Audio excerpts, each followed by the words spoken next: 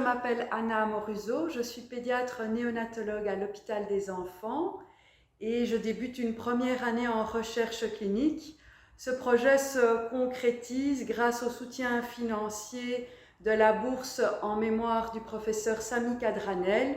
Le professeur Kadranel était un gastro-entérologue pédiatre qui est décédé en 2020 et qui a toujours soutenu la recherche en pédiatrie. Mon projet de recherche s'intéresse aux stratégies qui améliorent la transition à la vie extra-utérine.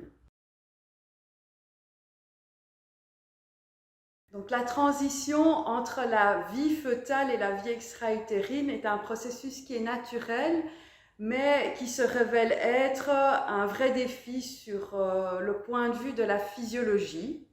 Et pendant la vie fœtale, les poumons sont remplis de liquide, la circulation pulmonaire est inexistante et l'oxygénation du sang se fait au niveau du placenta.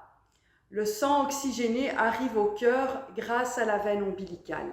L'aération des poumons va permettre d'ouvrir le lit vasculaire pulmonaire et le sang oxygéné arrive des poumons vers le cœur. Lorsqu'on réalise le clampage du cordon, c'est-à-dire qu'on pose une pince sur le cordon ombilical et qu'on coupe celui-ci, si cela se fait trop tôt après la naissance, le cœur ne va pas recevoir le sang en provenance des poumons parce que ceux-ci ne sont pas suffisamment aérés et ne reçoit plus le sang en provenance du placenta. Cela va se traduire par un ralentissement de la fréquence cardiaque qu'on appelle la bradycardie et une altération de la perfusion des organes. Ce processus, qui est transitoire, peut être délétère pour certains patients vulnérables.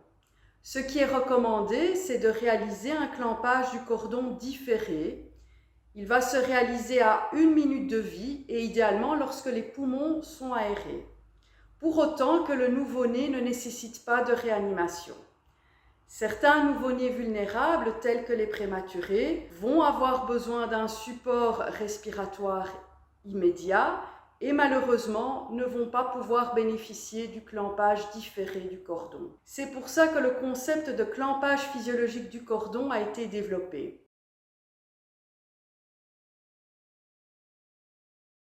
En quoi consiste le clampage physiologique du cordon ?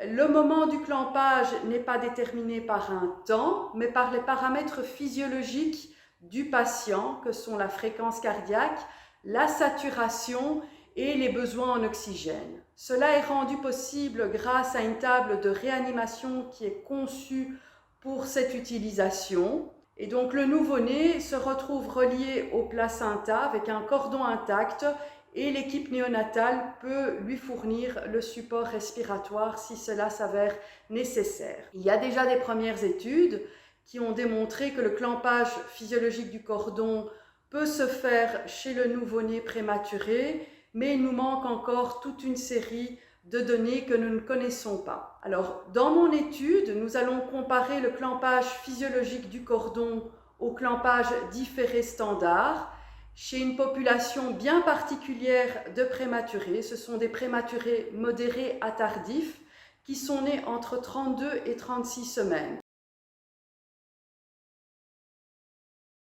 Ce que l'on souhaite observer comme résultat, c'est un meilleur devenir respiratoire, une diminution de la durée d'hospitalisation. Comme ce sont des soins qui sont réalisés à proximité des parents, on espère améliorer le lien, l'attachement mère-enfant, diminuer le taux de dépression postnatale et améliorer les taux et les durées d'allaitement maternel. On espère également étendre cette approche à d'autres types de patients vulnérables, tels que des patients qui présentent des malformations congénitales, comme la hernie diaphragmatique ou certaines malformations cardiaques congénitales.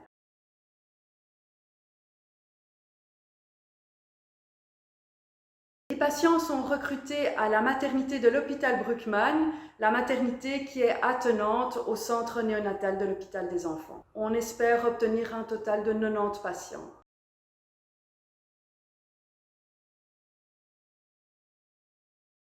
Vous pouvez nous aider et aider la recherche en pédiatrie en faisant un don à la BKF. Cela va permettre à d'autres chercheurs comme moi de pouvoir concrétiser leurs projets et au final apporter de nouvelles thérapeutiques aux patients et améliorer leur qualité de vie.